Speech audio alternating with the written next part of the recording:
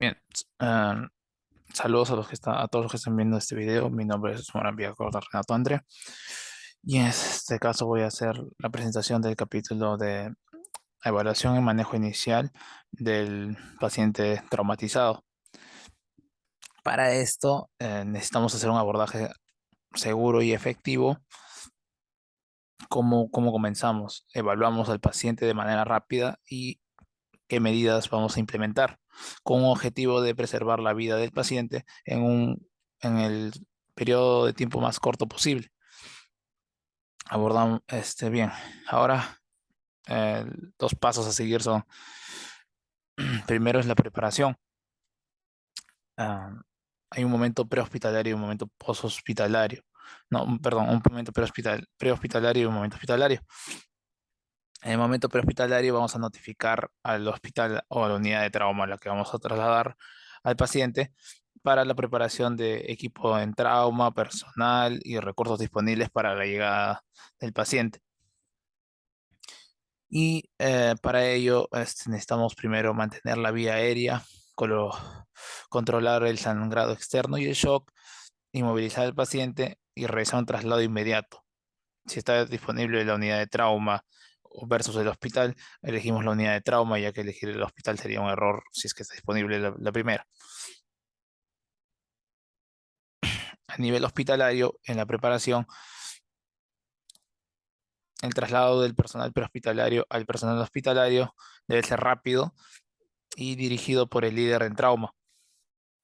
El hospital debe disponer de un área de reanimación, equipos de vía aérea ya adecuados y operativos y a la mano. Estos deben estar organizados, probados y a su vez almacenados para su fácil acceso.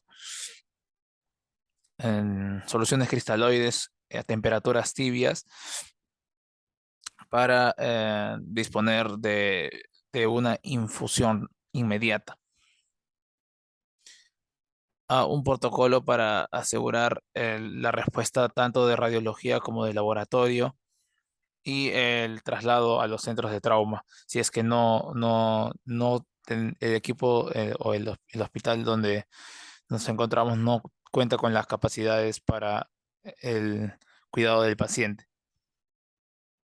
CDC recomienda y otras instituciones recomiendan el uso de protección estándar, como lo son mascarillas, lentes, guantes y bata antifluidos para evitar la exposición a enfermedades infecciosas como lo son la hepatitis y el SIDA. Seguido de esta preparación, continuamos con el triaje. Para ello, necesitamos ver qué pacientes y qué recursos necesito, así como qué recursos hay disponibles. En un incidente con múltiples víctimas, el número de pacientes y la severidad de las lesiones no van a exceder al personal o la capacidad de brindar una adecuada atención, mientras que en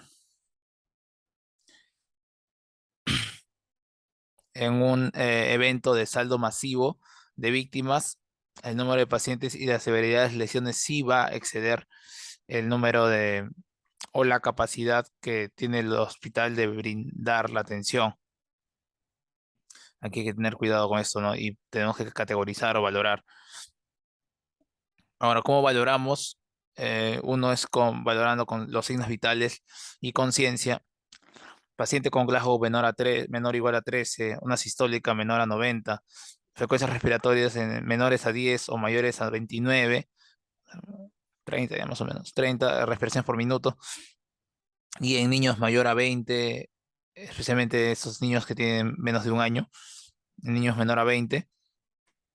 Si están en estas situaciones de signos vitales, transportamos a un centro en trauma de más alto nivel, el que esté disponible. Si no nos encontramos en estas situaciones de signos vitales, evaluamos la anatomía de la lesión. Todas las lesiones penetrantes de cráneo, cuello, torso, sí, tenemos que derivarlos a la unidad de trauma de más alto nivel. Además de fracturas en extremidades proximales o cercanas al codo o rodilla, dos o más fracturas proximales de huesos largos, extremidades destrozadas, impulso, aplastadas o desguantadas, una amputación próxima de muñeca o tobillo y fracturas de pelvis, cráneo deprimidas o abiertas, así como parálisis. Si estamos en estas situaciones, vamos a una unidad, lo derivamos a una unidad de trauma de alto nivel. Si no, después de evaluar la anatomía de la lesión, evaluamos el mecanismo de la lesión o si hubo un impacto de alta energía. Caídas mayores a 6 metros, 3 metros en niños y 6 metros en adultos. Colisión vehicular, si hubo eyección del paciente. Intrusión en, en la cabina del piloto o del copiloto. Si hubo muerte del pasajero, de un pasajero del auto. Otras situaciones como auto versus peatón, un auto contra un ciclista o este ciclista puede ser arrollado o atropellado o con un impacto mayor a 20 metros por hora, incluyendo moto. Si es así, derivamos a un centro en trauma, no necesariamente el de más alto nivel, pero lo derivamos igual. Si no, vamos a los pacientes ya de consideraciones especiales, como lo son los adultos mayores, los niños, el embarazo mayor a 20 semanas, los quemados, si es un quemado con trauma, lo llevamos a unidad de trauma, si es un quemado sin trauma, lo derivamos a unidad de quemados. Además, el uso de anticonceptivos orales y trastornos de coagulación. Tenemos que ver esto, así como el trauma craneano, para derivar a un centro en trauma. Continuando después del triaje, seguimos con la evaluación primaria. En la continuamos con la evaluación primaria. Para ello necesitamos realizar el ABCD, el A de la vía aérea, de la vía aérea y la restricción de la columna cervical. Pero debemos evaluar una vía aérea permeable si encontramos signos de obstrucción de la vía aérea, fracturas faciales, mandibulares, traqueal, laringea, se deben aspirar ya que la sangre y secreciones pueden causar una obstrucción. Si el paciente habla, revaluamos, ya que puede haber una posterior obstrucción de vía aérea. Si el Glasgow es menor a 8, establecemos ya una vía aérea segura definitiva. Si el paciente está inconsciente y sin reflejo de vómito, realizamos una vía aérea orofaringea y por lo general las maniobras de tracción mandibular y frente mentón son las que se realizan, ¿no? No, hasta aquí no llegamos en algunos pacientes, pero en los otros, como mencioné, Glasgow menor a 8, inconsciente sin reflejo nauseoso, el paciente, y si el paciente habla, bueno, no tenemos la necesidad de realizar esto, ¿no? Estas maniobras. Luego, el examen neurológico que ya vamos a ver posteriormente, porque hay un ítem que es déficit, la D de déficit neurológico. Aún así, tenemos que hacer un examen neurológico para, como dije, la inmovilización del cuello. El examen neurológico no va a excluir una posible lesión de la médula espinal cervical, por lo que hay que inmovilizar y proteger con el collarín. Para el manejo de la vía aérea, abrimos el collarín y, en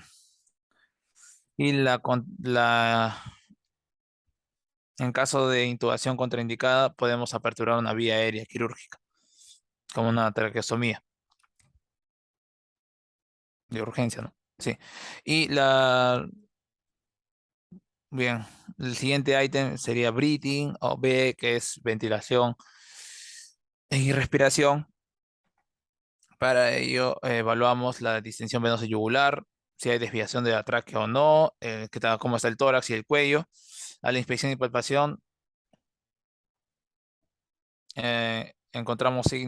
buscamos signos de dificultad respiratoria, y situaciones que ponen en riesgo el peligro o en peligro la vida del paciente, como lo pueden ser neumotórax, hemotórax, una laceración traqueal o bronquial,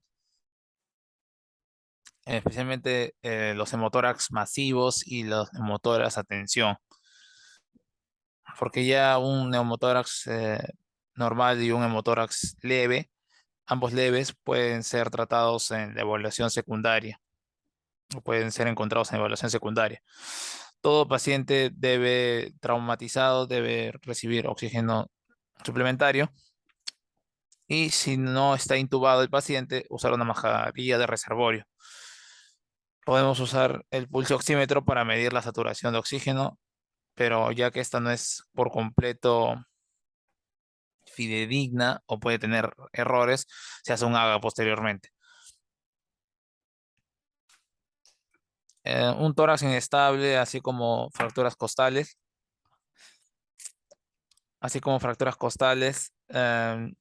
un neumotórax o hemotórax simples y contusión pulmonar pueden ser detectadas en la evaluación secundaria, ya que comprometen en un menor grado la vida del paciente.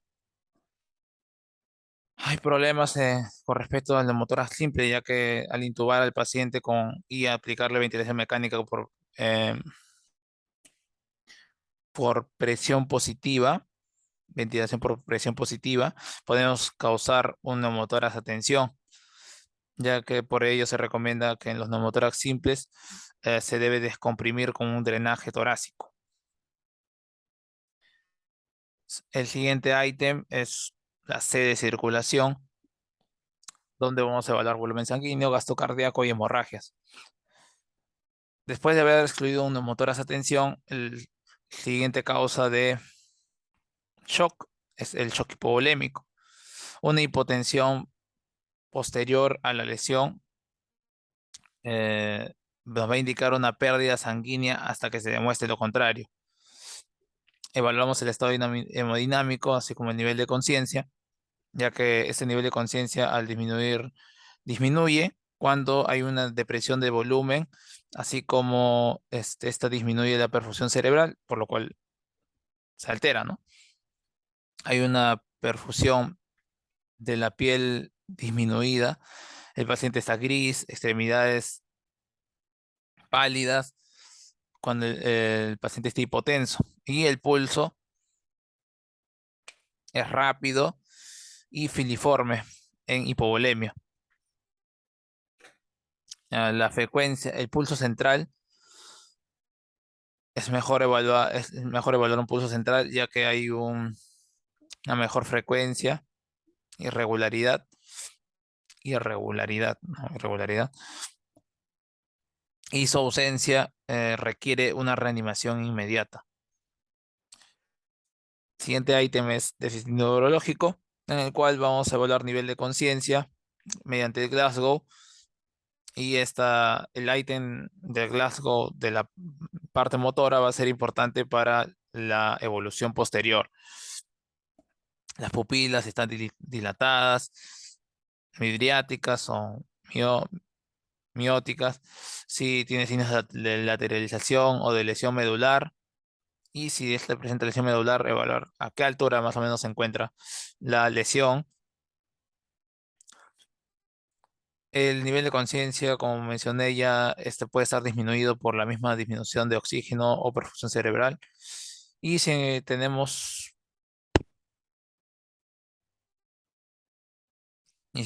una sospecha de lesión cerebral directa, esta puede estar acompañada no solo de narcóticos o alcohol que causan intoxicación, sino que también puede ser causado por hipoglucemia, esta pérdida de conciencia, así como disminución de la perfusión cerebral, que este ya puede ser una lesión secundaria y debemos repetir el examen, ya que hay veces que no encontramos a la evaluación inicial el problema.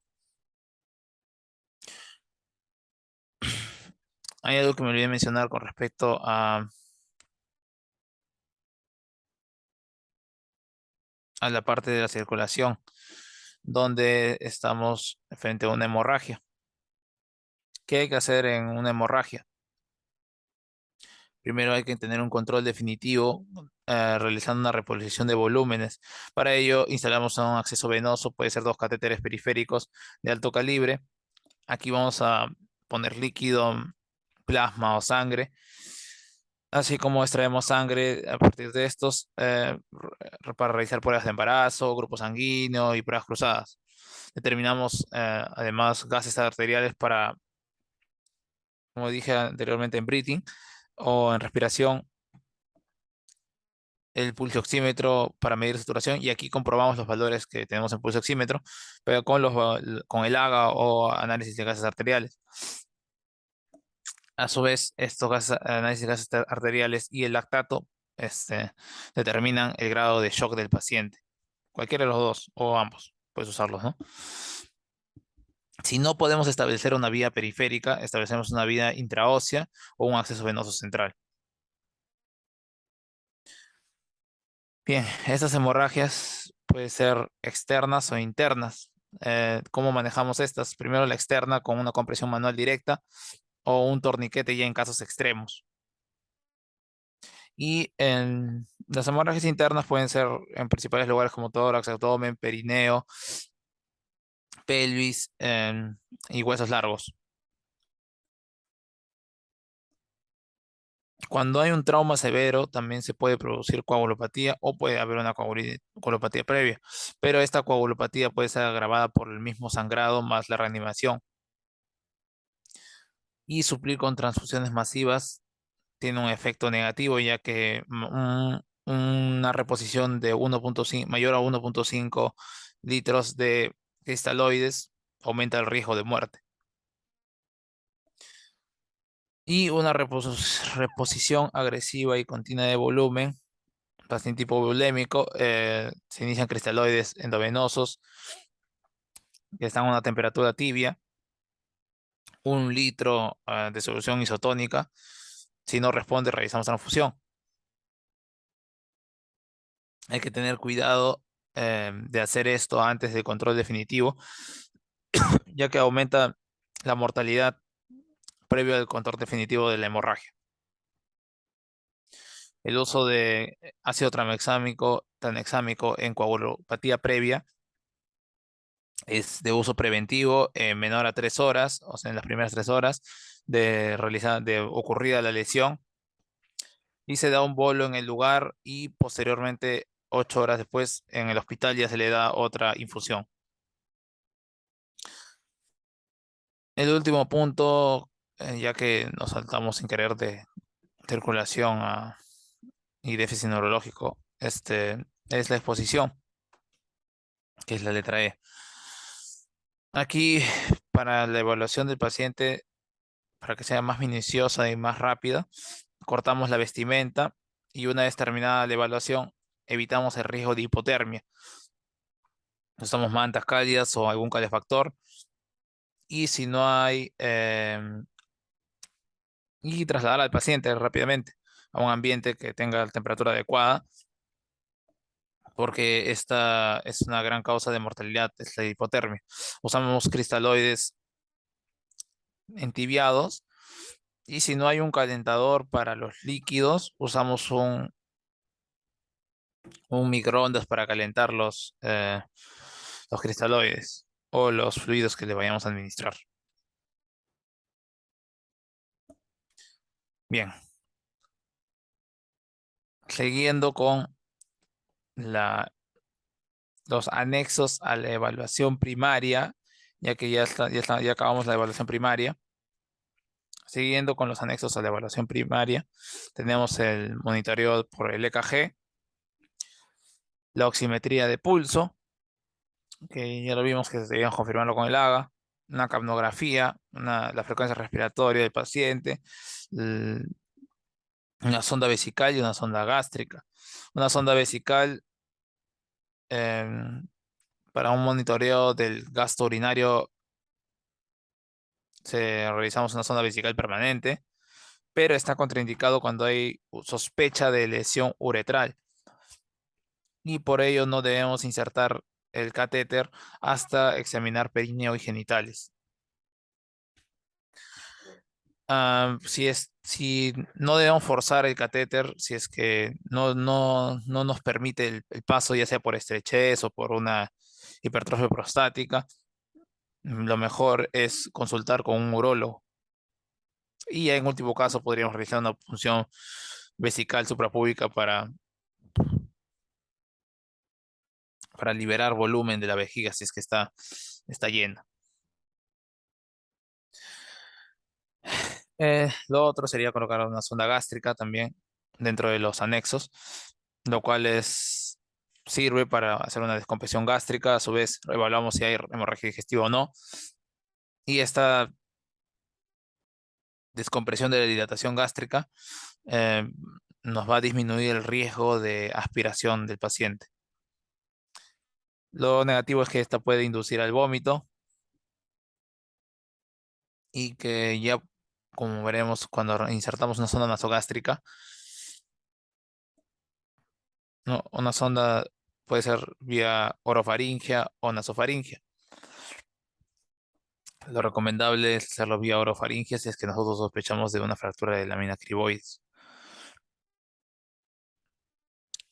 Y el otro de los anexos es el uso de radiología para lesiones pelvis y tórax, hacer un FAST, un IFAST o un lavado peritoneal diagnóstico para detecciones rápidas de sangrados. A su vez, consultar con cirugías tras obtener resultados. Trasladamos al paciente en caso no tengamos los recursos disponibles para tratar con él después de haber visto todo esto, ¿no? Toda esta parte de la evaluación primaria. ¿Qué consideramos en niños? Ah, en el embarazo, en pacientes con enfermedad cardiovascular, cáncer, especialmente adultos mayores, o pacientes con comorbilidades como diabetes mellitus, insuficiencia cardíaca, enfermedad coronaria, EPOC, enfermedad vascular periférica.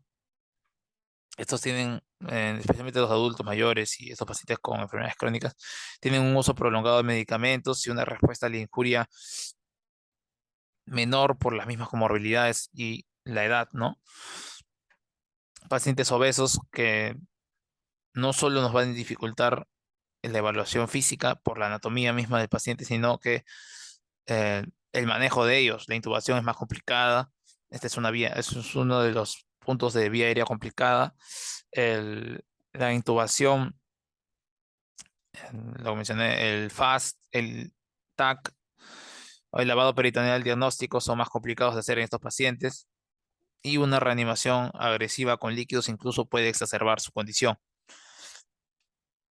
En niños que había mencionado, su anatomía y fisiología es diferente, así que vamos a manejarlos en cuanto a la talla y peso para la reposición de fluidos, como ya sean sangre o líquidos.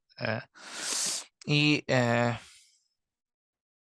problema de los niños también es que los signos de hipovolemia no se manifiestan hasta que hay una pérdida considerable, en lo cual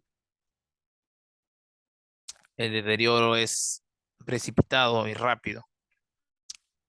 Ojo también con los atletas, ya que estos no tienen signos de shock como taquicardia o taquipnea, sino que ya que tienen una sistólica y diastólica baja, se hace difícil o más complicado su diagnóstico. Y finalmente, las embarazadas, detectamos el embarazo primero al palpar un útero grávido y con laboratorio confirmados eh, con gonadotropina coriónica humana positiva y ahí ya vemos el embarazo, evaluamos el feto de manera temprana para una mejor supervivencia tanto de la madre como del feto. Lo siguiente es realizar una revisión secundaria o evaluación secundaria, donde vamos a completar la historia. Usamos el AMPLIA, donde están alergias, medicamentos que toma el paciente, patologías previas, derivación, pero también se considera como última comida, y el ambiente. Agregando esto del AMPLIA, usamos el mecanismo de la lesión. También especificamos el mecanismo de la lesión ya. ya cuando ya hicimos todo el manejo o evaluación inicial más sus anexos y el paciente todavía está fuera de peligro. Bien, al examen físico vamos a tratar de buscar laceraciones tanto eh, en la cabeza como en el cuero cabelludo. Fracturas orbitarias pueden evidenciar lesiones a nivel de los ojos. Mm, por ello hacemos una evaluación de la vista del paciente y en la cabeza también ya en el siguiente apartado que es fracturas o perdón, estructuras maxilofaciales. Una fractura en la parte media de la cara puede indicarnos una fractura de lámina cribosa o cribiforme. Esta fractura de la lámina, como mencioné, debimos hacer una sonda o una vía orofaringia, ya que nasofaringio podríamos invadir o causar una lesión a nivel cerebral, ¿no? Ahora, si estas estructuras maxilofaciales no están asociadas a una fractura posible, no está asociada a una obstrucción de vía aérea o hemorragia masiva, lo debimos haber visto en la revisión primaria. Pero en la revisión secundaria ya se observan otros tipos de lesiones. En el cuello y la columna, que sería el siguiente apartado, vamos bajando. Si hay una movilidad restringida del cuello, ya debe estar lo- con lo que hicimos ya en el paso de la vía aérea, más la inmovilización del cuello y evaluar lesiones penetrantes del cuello. El siguiente apartado es el tórax, los neumotórax o hemotórax estables requieren imágenes eh, y el tórax inestable por fracturas múltiples de costillas requieren imágenes, una evaluación completa y búsqueda de posibles laceraciones. Evaluar si encontramos taponamiento cardíaco versus neumotórax de tensión. Y la ruptura aórtica es otro que se puede evaluar con una radiografía y una, un tórax ensanchado. Estos pueden ser signos, ¿no?, de una posible ruptura aórtica. Al abdomen, pelvis, se evalúan con un examen tanto vaginal, rectal para pelvis y buscar fractura pélvica e imágenes para abdomen, así como el examen completo de este. En el sistema musculoesquelético buscamos síndrome compartimental si es que hay y fracturas en las extremidades que no hayan puesto en peligro la vida del paciente como vimos ahí anteriormente, ¿no? Sino fracturas de mejor manejo o manejo más sencillo. Y en el sistema neurológico, ya finalmente para terminar, hacemos una evaluación nuevamente una evaluación neurológica nuevamente para ayudar a esta evaluación secundaria ya. Realizamos un R complementado, ¿no?, a lo realizado anteriormente. Realizamos un RX de columna, extremidades, un TAC de cráneo, tórax, abdomen y columna vertebral. Una urografía con contraste y angiografía. Podemos realizar una eco transesofágica, una broncoscopía o una esofografía, ya dependiendo ya de lo que necesitemos, pero estos exámenes podemos realizar, ¿no? Siempre reevaluar y considerar traslado en caso no haya los suficientes recursos para conservar la vida del paciente. El uso de registros para anotar todo lo que se ha realizado a la hora que se ha realizado puede evitarnos posteriormente pues, problemas ético-legales. A su vez, el consentimiento informado terapéutico del paciente, si es que está consciente y si es que está en peligro su vida, ya lo pedimos posteriormente. Pero si no está en peligro su vida y necesitamos realizar, o está en peligro su vida, pero está consciente el paciente y necesitamos realizarle un examen, tenemos que pedir consentimiento informado. Y finalmente la evidencia forense, ya que en caso tengamos un acto delictivo presente en la sa- en- o el paciente traumatizado sea parte de un acto delictivo que se haya realizado previamente, tenemos que dejar la evidencia para que los organismos eh, encargados de esto, como son la policía, tengan evidencia de lo que ha ocurrido y cómo.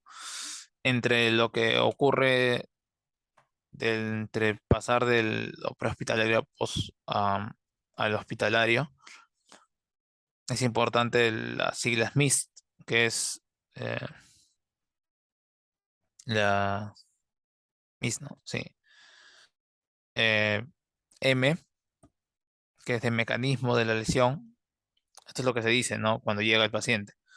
El mecanismo de la lesión, qué lesiones tiene, sus signos y síntomas, y a su vez el tratamiento iniciado al paciente. Esto es lo primero que se dice al traslado o al terminar. ¿Qué cosa, qué mecanismo de lesión, lesiones y signos y síntomas y al final tratamiento iniciado? Eso sería todo en el apartado de la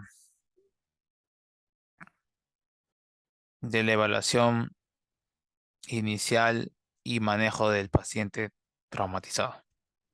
Gracias.